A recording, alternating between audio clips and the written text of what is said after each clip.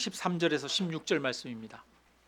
마가복음 10장 13절에서 16절 말씀 우리 함께 한 목소리로 같이 읽습니다. 신약성경 71페이지에 있습니다.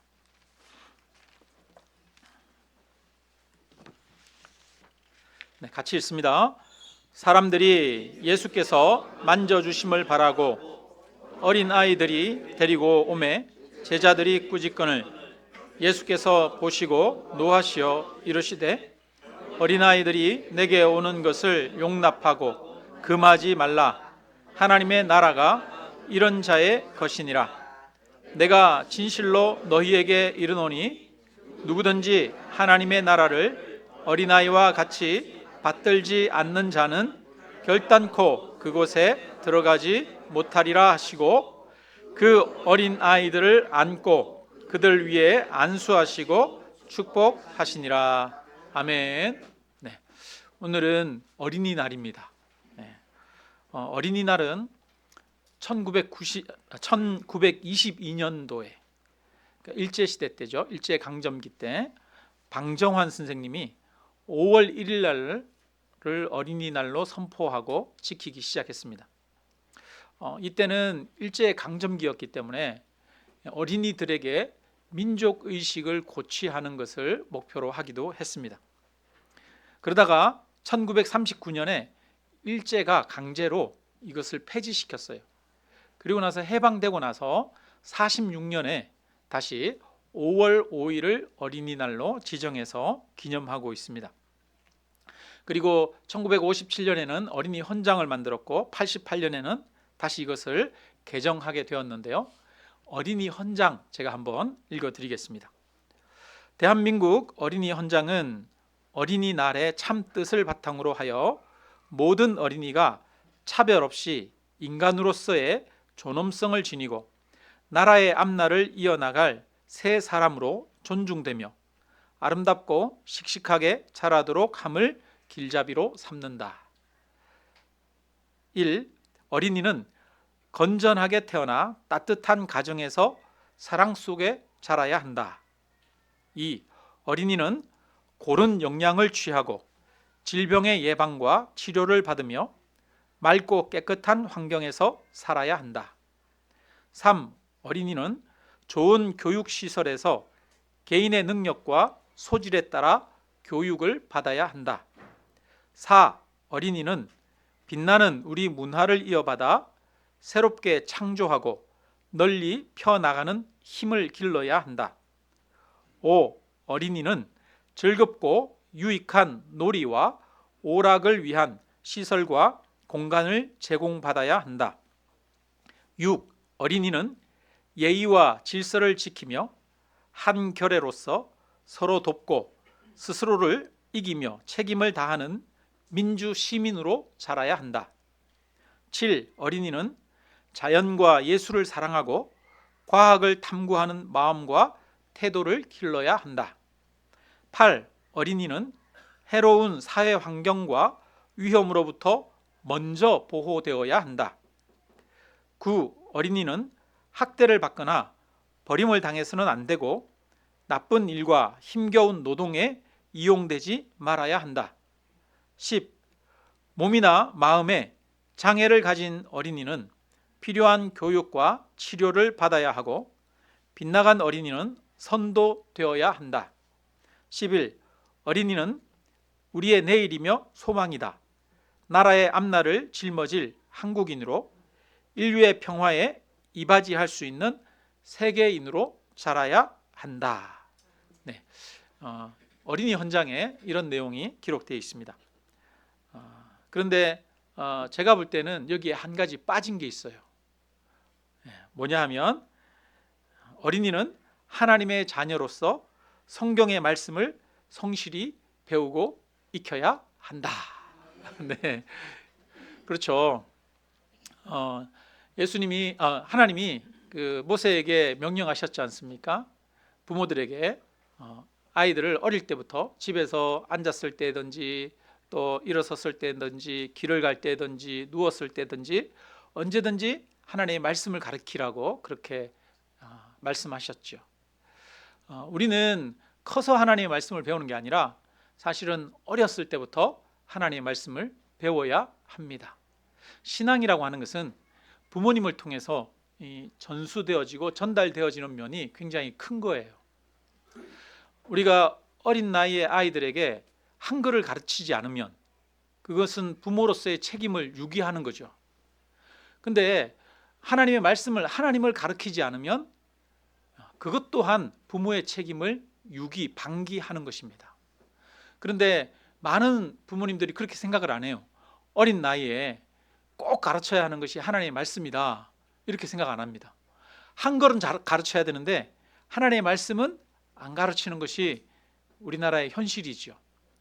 여러분, 부모의 가장 큰 책임 중에 하나가 바로 아이들에게 하나님의 말씀을 가르치는 것입니다.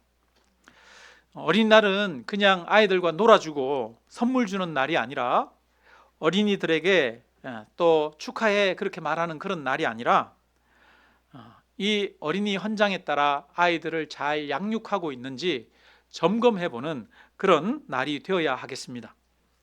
뿐만 아니라 교회도 하나님의 말씀을 우리 어린이들에게 잘 가르치고 있는지, 그리고 그것을 위해서 우리가 얼마나 애를 쓰고 있는지, 노력하고 있는지를 돌아보는 그런 시간이 되기를 바랍니다.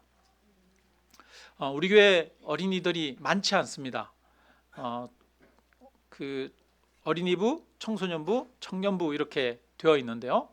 어린이부는 우리 평소에는 한 3명, 좀 더 나오면 4명, 많이 나오면 5명, 6명 이 정도 나옵니다. 많지 않아요. 그러니까 여러분, 몇 명 안 되니까 어린이들 이름 다 외울 수 있으시겠죠?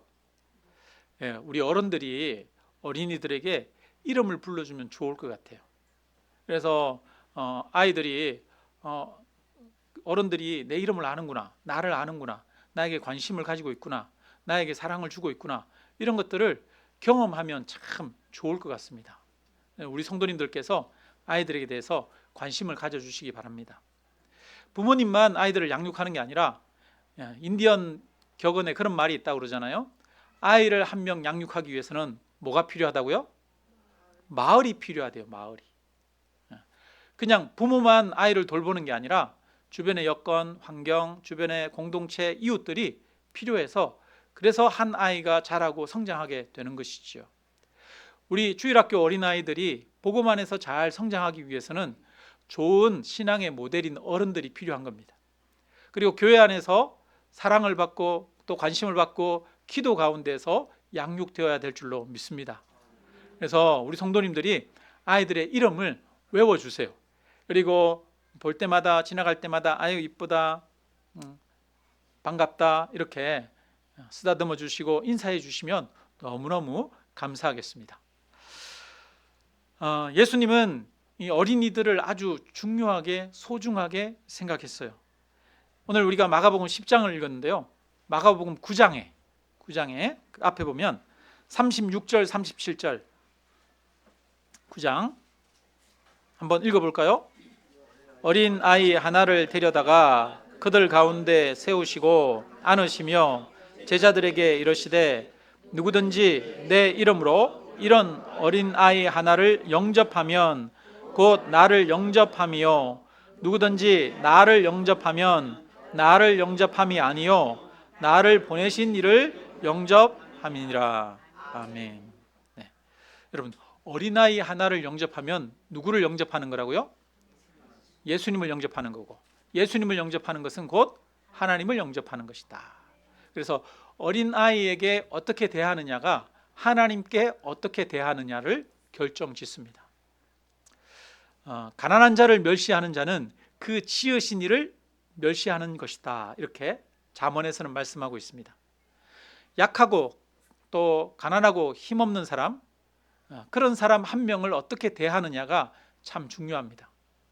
사람을 어떻게 대하느냐가 중요합니다.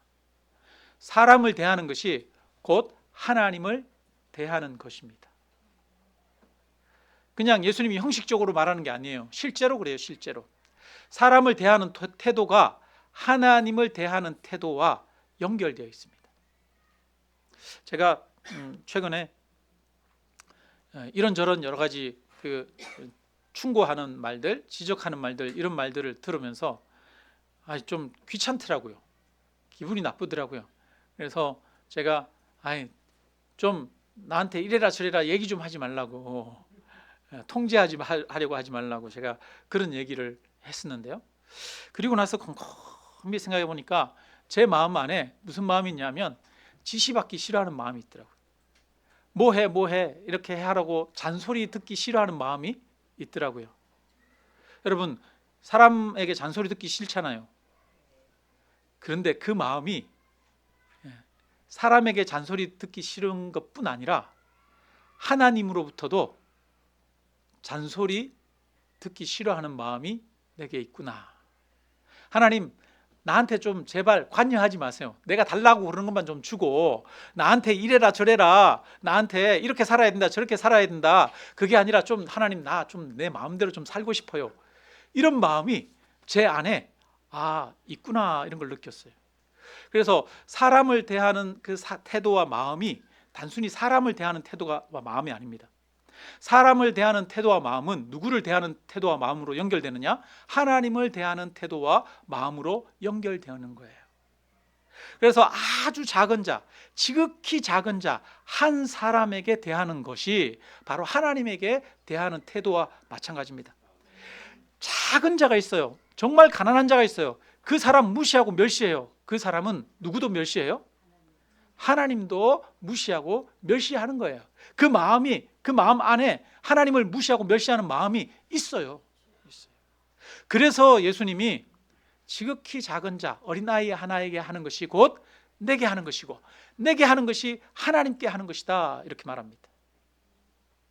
사람에게 대한 태도가 하나님께 대한 태도입니다. 형제를 사랑하노라 하고 하나님을 사랑하노라 하고 그 형제를 미워하면 이는 거짓말하는 자니, 눈에 보이는 형제를 사랑하지 않는 자가 눈에 보이지 않는 하나님을 사랑할 수 없느니라. 사람을 어떻게 대하느냐, 그 태도가 중요해요. 그것이 곧 하나님을 향한 태도입니다. 그래서 우리는 정말 사람 한 명 한 명을 존중하고 또 귀하게 여기며 그 가치와 존엄성을 인정하며 겸손하게 사람 앞에 나아가야 합니다. 그 다석 유영모 선생이라고 하는 분이 계시거든요. 그분은 일평생 동안 어린 아이, 조그마한 아이에게도 항상 존댓말을 썼대요. 항상 존댓말을 썼대요. 왜냐하면 그 아이를 대하는 것이 곧 누구를 대하는 것이기 때문에, 하나님을 대하는 것이기 때문에. 근데 예수님이 이 시대에 그런 이야기를 하고 있어요. 여러분, 이 시대는 어떤 시대입니까? 아이는 사람의 숫자에 포함하지 않는 시대예요. 아이들은 그냥 소유물처럼 여기던 그런 시대입니다. 그런 시대에 인권이라고 하는 것이 없던 그런 시대죠. 그런 시대에 어린아이 하나를 대하는 것이 하나님을 대하는 것이다, 이런 이야기를 하신 거예요. 정말 놀라운 선언이죠. 놀라운. 어린이날이 우리나라에 언제 생겼어요? 1922년에 처음 생겼어요. 1900년대 돼서야 들어선 개념이에요. 그런데 이미 예수님은 2000년 전에 그런 말씀을 하시는 거죠. 자, 예수님이 이렇게 이제 9장에서 말씀하셨는데 10장에 얼마 지나지 않아서 오늘 이 사건이 벌어지는 겁니다. 예수님 주변에 항상 사람들이 몰려들었는데요. 적게는 수십 명, 많게는 수백 명, 수천 명씩 몰려들었습니다. 그래서 병자들도 몰려오고 예수님은 항상 그 병자들 대하고 또 말씀 가르치고 하느라고 눈코 뜰 새 없이 바빴죠. 그런데 엄마들이 어린 아이들을 데리고, 어쩌면 갓난 아기들, 이런 아이들도 데리고 왔을 수 있겠죠. 예수님께 많이 오고 있는 겁니다. 그리고 예수님이 우리 아이에게 손 얹어서 기도해 주기를 바랬습니다. 그걸 보고 제자들이 엄마들에게 아주 험하게 꾸짖습니다. 13절, 사람들이 예수께서 만져주심을 바라고 어린 아이들을 데리고 오매 제자들이 꾸짖거늘. 제자들이 꾸짖었대요. 여기서 꾸짖다는 표현은 신약 성경에 많이 등장하지 않는 표현입니다. 예수님이 바람과 바다를 꾸짖으실 때, 예수님이 더러운 귀신아 떠나가라 라고 하면서 꾸짖으실 때, 그리고 예수님이 베드로에게 사단아 내 뒤로 물러가라 라고 꾸짖으실 때, 그럴 때 사용하셨던 단어입니다. 근데 이 제자들이 아기 엄마들을 그렇게 꾸짖었다는 거예요. 아주 심하게 무시하고 혼내면서 쫓아버렸다는 것입니다. 여러분, 만약에 요즘 같으면 어떻게 됐겠습니까? 만약에 우리 성도님 중에 누가 한 명이 우리 어린이부 아이 한 명을 이렇게 심하게 꾸짖었다 그러면 그 다음에는 큰일 나겠죠. 교회 안 나옵니다. 학교에서 선생님이 아이를 이렇게 심하게 꾸짖으면 어떻게 됩니까? 선생님 고소 고발 당합니다. 요즘은 그렇습니다. 아동 학대라고 고소 고발 당할 수도 있어요. 그런데 이때는 그렇지 않습니다. 이때는 제자들도 그걸 당연하게 생각했던 것 같아요. 그죠? 왜 그렇습니까? 이 시대는 우리가 지금 살아가는 이 지금과는 완전히 판이하게 다른 시대입니다. 요즘은 아기들도 잘 낳지도 않고 어쩌다가 임신했다는 소식을 들으면 요즘은 얼마나 그렇게 기쁜지, 그죠? 누가 아기를 낳았다 그러면 그렇게 기쁘더라고요. 다른 사람이 아이를 낳았는데 왜 그렇게 제가 기쁜지 모르겠어요. 요즘은 그런 시대가 됐습니다. 근데 옛날에는 뭐 한 명이 5명, 10명 낳던 그런 시대 아닙니까? 그리고 또 예전에는 영아 살해, 유아 살해라고 하는 것이 그냥 공공연하게 행해지던 그런 시절이었습니다.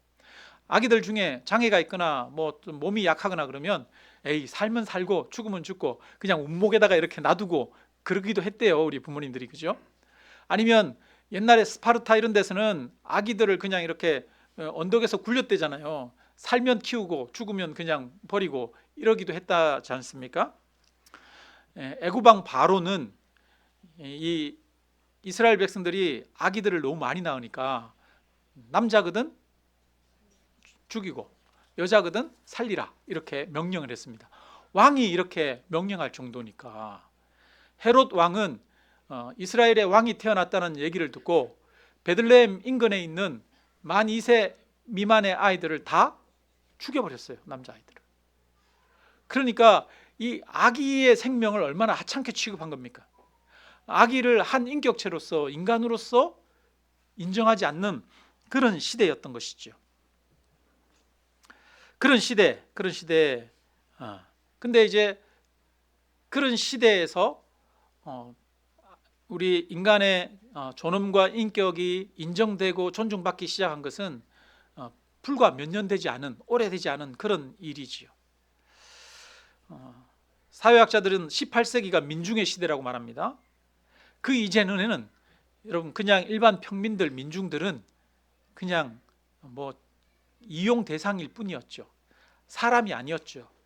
사람은 누가 사람이냐? 왕족이나 귀족이나 이런 사람들이 사람이지, 그냥 일반 평민이나 종이나 이런 사람은 노예처럼 그냥 개, 돼지, 짐승처럼 그렇게 여겨지던 시절 아닙니까?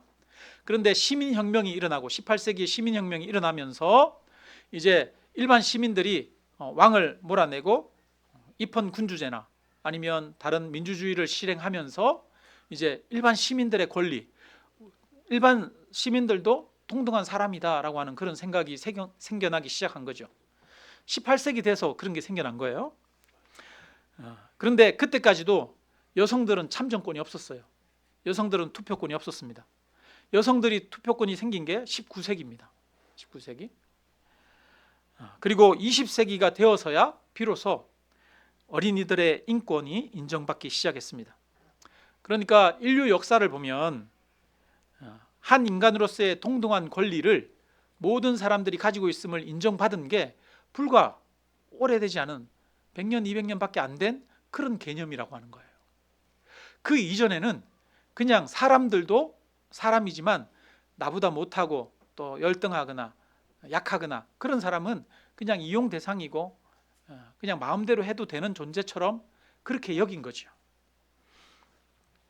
고대 시대 여자들과 어린아이의 인권이라고 하는 것이 전혀 인정받지 못하던 그런 시대입니다.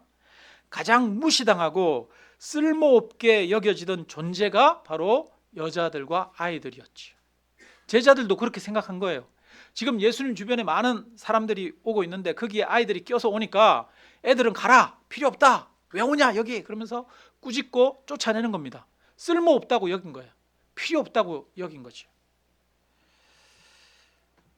그럴 때 예수님은 여자들과 어린 아이들을 영접하는 것이 누구를 영접하는 것이다? 하나님을 영접하는 것이다. 나를 영접하는 것이고 하나님을 영접하는 것이다. 정말 기적 같은 말씀을 하신 거죠. 정말 놀라운 말씀을 하신 거예요. 2000년 전에 예수님이 그러셨으니까. 자, 예수님이 그런 말씀을 하셨는데 이제 14절 15절에 제자들이 막 쫓아내고 있어요. 그 예수님한테 딱 들켰습니다. 14절 우리 같이 읽겠습니다.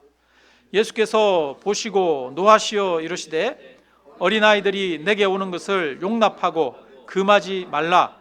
하나님의 나라가 이런 자의 것이니라. 어린아이들을 용납하고 금하지 말라. 그러면서 노하시되 이렇게 말하셨어요. 예수님이 분노하셨습니다. 분노. 성경에 예수님이 분노하셨다라고 하는 그런 내용이 나오는 구절 기억나는 거 있습니까? 성전에 들어갔더니 그 성전을 완전히 그 장사하는 시장통을 만들어 버렸어요. 거기에 짐승을 갖다 놓고 짐승을 바꿔주고 그 다음에 동전 바꿔주고 막 이러고 있어요. 예수님이 보니까 너무 화가 난 거죠. 기도하는 하나님의 집을, 장사하는 집을 만들어 버렸으니까. 그래서 예수님이 상들을 뒤엎으시죠. 그때 예수님이 진노하시고 분노하셨습니다. 바리새인과 사두개인을 향해서 예수님이 분노하십니다. 왜냐하면 바리새인과 사두개인들이 그 힘없고 약한 그냥 일반 사람들을 잘못된 길로 이끌고 가기 때문에 자기들은 편안하게 살면서 이 약한 사람들에게 짐을 지우고 오히려 어두움의 길로 인도하는 것을 보고 이 독사의 자식들아 그러면서 사두개인 바리새인들을 향해서 분노하십니다. 그런데 지금 누구를 향해서 분노합니까? 제자들을 향해서 분노합니다. 하나님이 예수님이 분노하셨어요. 왜 분노하셨습니까? 제자들이 어린 아이들을 무시하니까 진노하셨어요. 가장 약한 자를 무시하니까 누가 진노해요? 예수님이 진노해요. 우리가 누군가 약하고 힘없는 사람을 약하고 힘없다고 가진 것 없다고 배운 것 없다고 힘이 약하다고 무시하면 누가 진노하십니까? 하나님이 진노하셔요. 그래서 교회에서는 하나님의 나라가 이런 자의 것이다 라고 말합니다. 여러분, 교회에서는 누가 가장 귀한 사람입니까? 가장 약한 사람이 가장 귀하신 분입니다. 교회 처음 온 사람이 가장 귀한 분입니다. 가장 힘없는 사람, 가장 능력 없는 사람이 교회에서는 가장 귀한 분입니다. 왜냐하면 하나님의 나라가 그들의 것이기 때문입니다.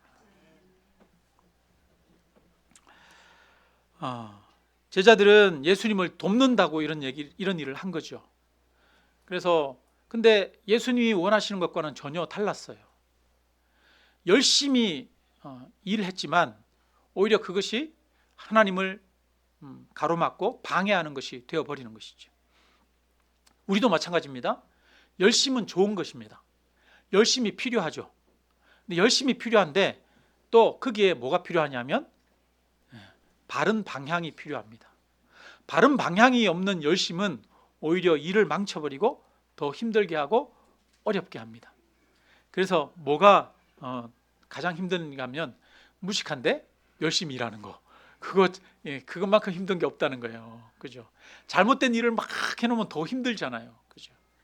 제자들이 예수님의 뜻이 무엇인지, 예수님의 마음이 무엇인지, 하나님의 나라가 어떤 것인지를 잘 모르는 거예요. 그래서 자기 열심으로 일하는 거예요. 자기 열심으로 일한다고 막 예수님 주변에 교통정리 해준다고 애들한테 야, 너 가! 막 이렇게 쫓아버린 거예요. 하나님의 나라를 막아버린 거지.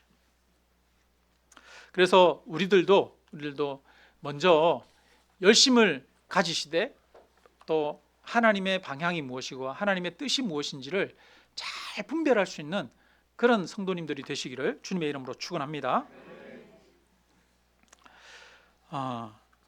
15절을 보니까요. 15절에 우리 같이 한번 읽어보겠습니다. 내가 진실로 너희에게 이르노니 누구든지 하나님의 나라를 어린 아이와 같이 받아들이지 않는 자는 결단코 그곳에 들어가지 못하리라. 심지어는 하나님의 나라를 이 어린 아이들처럼 받아들이지 않으면 결단코 하나님의 나라에 들어갈 수가 없대요. 그러니까 아이들을 귀하게 여기는 정도가 아니라 우리들이 어린아이들과 같은 그런 태도를 가져야 된다는 거예요. 그런 자세를 가져야 된다는 거예요. 그러면 어린아이와 같이 하나님의 나라를 받아들인다는 것, 그것은 어떤 것이겠습니까? 어린아이들은 자신들이 아무 힘이 없다고 생각하는 아이들입니다.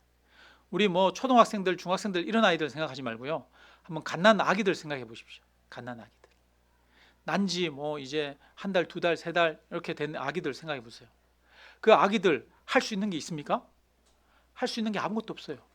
할 수 있는 거는 우는 것밖에 없어요. 응애, 엄마 나 기저귀 갈아줘. 응애 울고. 배고프면 엄마 나 젖 줘. 응애 울고. 우는 것밖에 할 수 없는 거잖아요. 전적으로 무능력하지 않습니까? 그리고 전적인 부모님의 돌봄을 통해서 살아갑니다. 그것처럼 우리는 하나님의 나라에 들어가는 것은 우리가 힘과 자격이 있어서 하나님의 나라가 들어가는 것이 아닙니다. 우리는 하나님 앞에 하나님과 우리 사이가 바로 어머니와 갓난 아기의 사이와 같아요. 우리는 하나님 앞에 갓난 아기와 같습니다. 여러분, 갓난 아기가 엄마한테 뭔가를 잘해가지고 엄마로부터 무엇인가를 공급받는 게 아니잖아요. 아무것도 잘한 것이 없지만 엄마가 사랑으로 돌봐주시잖아요. 마찬가지로 우리가 하나님 앞에 잘할 수 있는 게 아무것도 없어요. 우리가 잘하는 게 없어요. 그럼에도 불구하고 하나님이 저와 여러분을 전적인 사랑으로 돌보시는 줄로 믿습니다. 그래서 우리는 이런 나는 아무것도 할 수 없습니다. 나는 무능력한 아기와 같은 자입니다. 솔로몬이 그렇게 고백하죠. 솔로몬이 1000번제를 드리고 나서 하나님이 꿈에 나타나셨어요. 그래서 무엇을 원하는지 물으셨습니다. 그때 솔로몬이 나는 아이라 출입을 할 줄 모릅니다. 이 백성은 크고 많은데 이 백성을 어떻게 다스려야 할지 나는 모릅니다. 하나님 내게 지혜를 주십시오. 이렇게 구하죠. 나는 아이라 나는 아무것도 할 수 없습니다. 그럴 때 하나님이 그 솔로몬의 기도를 기뻐하십니다. 그리고 그에게 지혜를 주시고 또 힘을 주시고 부귀와 영화와 장수까지도 주시는 거지. 나는 아이라. 우리에게 필요한 것은 하나님 앞에 나는 아이라. 나는 허물이 많은 자입니다. 나는 무능력한 자입니다. 그러나 하나님은 전능하시고 하나님은 사랑이 많으신 분이시고 하나님의 전적인 은혜로 나를 붙드시는 줄 믿습니다. 이 믿음을 가지고 저와 여러분이 하나님 앞에 나아가는 것인 줄로 믿습니다. 아이와 같은 심령이 있어야 합니다. 성경에 보면 나만 장군이라고 하는 사람이 나오지요. 나만 장군은 아람 나라의 군대 장관입니다. 그는 모든 것을 가졌어요. 돈도 있고요, 권력도 있고 재능도 있습니다.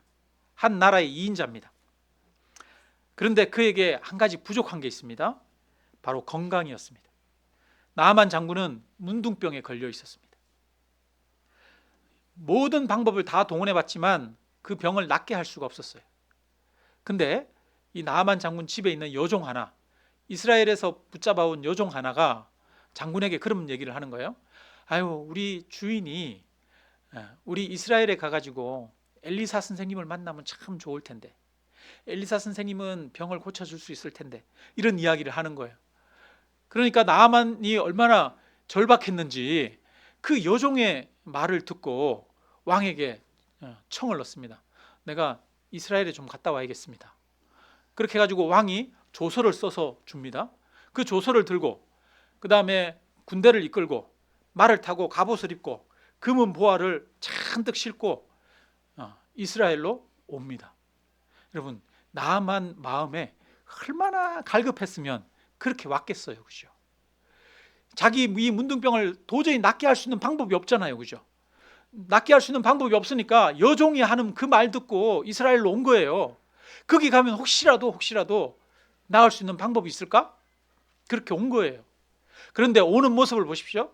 군대를 동원하고 갑옷을 입고 그 다음에 금은 보화를 낙타와 말에 싣고 왕이 주는 조서를 딱 들고 이스라엘 왕에게 딱 오는 겁니다. 그러면서 나로 하여금 엘리사를 만나서 엘리사가 와서 나에게 치유하게 하라 막 그러는 거예요. 그러니까 이스라엘 왕이 난리가 났어요.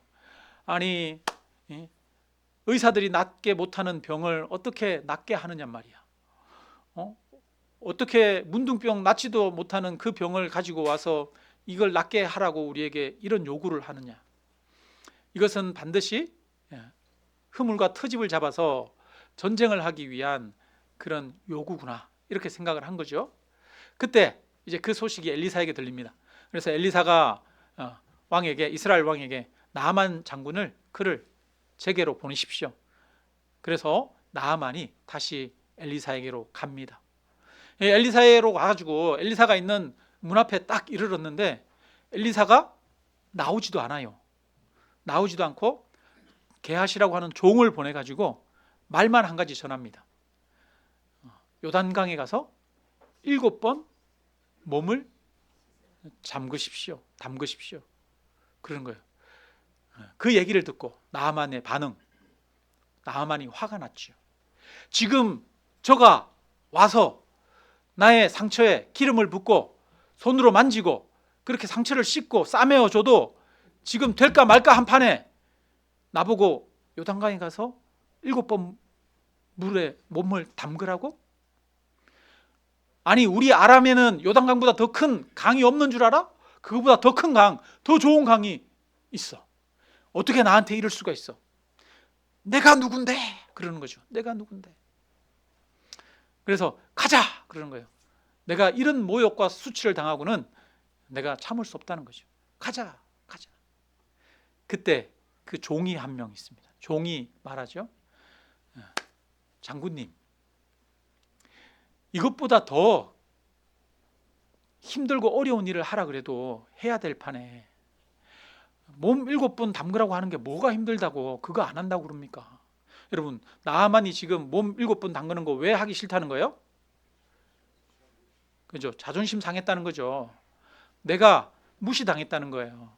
내가 제대로 된 대접을 못 받았다는 거예요. 그죠? 나를 존중해주고 높여주고 떠받들어주고 그거 안 한다는 거예요. 어떻게 나를 이렇게 무시할 수 있어? 내 자존심을 짓밟을 수 있어? 그것 때문에 안 한다는 거잖아요. 그런데 참 지혜로운 종이 있는 거죠. 지금 멋이 중한디, 그죠? 자존심이 중요해요? 낳는 게 중요해요? 낳는 게 중요하잖아요. 자존심보다 낳는 게 훨씬 중요하잖아요. 그러니까 자존심 다 내려놓고 물에 7번 담그면 되지 않습니까? 그 얘기를 하는 거죠. 참 이런 사람이 필요한 것 같아요. 이런 사람이. 그래서 그 이야기를 듣고 나아만 장군이 이제 요단강가로 갑니다. 요단강가에 가가지고 갑옷을 벗고 다 벗고 맨몸으로 이제 물에 들어가는 거지. 한 번, 두 번, 7번까지 몸에 물을 잠그고 나오자. 그 다음에 그 살갗이 아이 피부처럼 깨끗해졌습니다. 물에 몸을 담근다는 것은 무슨 말이냐? 죽는다는 거죠. 죽는다는 거예요. 자기의 상처와 연약함, 갑옷으로 자기를 가리고 포장하고 말을 타고 장군이라고 자기의 권위를 내세우고 내가 누군데 하는 그 마음 내려놓고 자기의 상처를 드러내고 연약함을 드러내고 있는 모습 그대로 자신의 무능력함을 고백하면서 나아가라는 거죠. 낮은 자리로 나아가라는 거예요.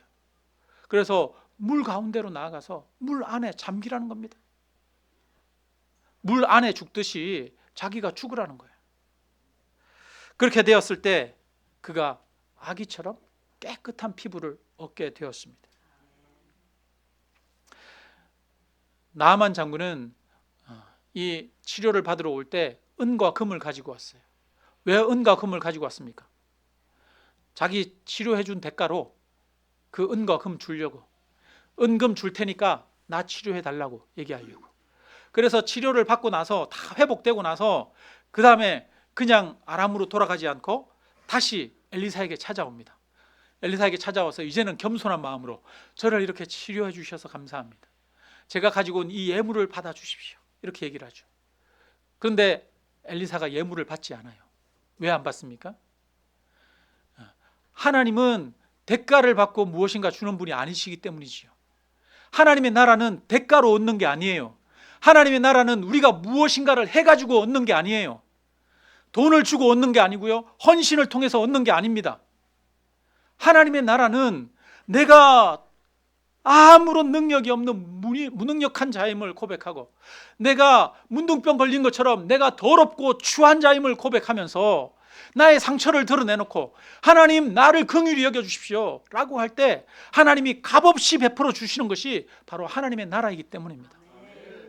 하나님은 전적으로 무능력하게 그 앞에 정말 낮은 자로 나아가는 자를 받으시고 또 하나님 나라의 백성으로 삼으시는 줄로 믿습니다. 여러분, 교회에 나올 때 뭐가 필요합니까?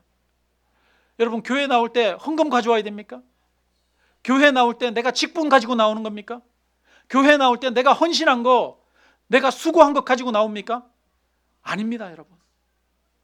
교회 나올 때 아이와 같은 심정으로 나오시기 바랍니다. 나는 아무것도 할 수 없습니다. 나는 무능력한 자입니다. 나는 하나님의 은혜가 필요합니다. 하나님의 긍휼이 필요합니다. 나는 갓난 아기와 같습니다. 하나님은 나의 어머니시고 하나님은 나의 아버지십니다 라고 하는 그 고백으로 나오십시오. 하나님이 저와 여러분의 필요를 아십니다. 우리는 하나님 앞에 아이와 같은 심정으로 뿐만 아니라 사람들 앞에 나아갈 때도 겸손한 마음으로 나아가야 합니다. 여러분, 사람 어떻게 하나님 앞에 나아갑니까? 사람 앞에 나아가는 게 하나님 앞에 나아가는 겁니다. 사람들을 대하는 태도가 하나님을 대하는 태도입니다. 어린아이와 같은 태도로 사람들 앞에 겸손하게 자기를 낮추며 나아가는 저와 여러분이 되시기를 주님의 이름으로 축원합니다.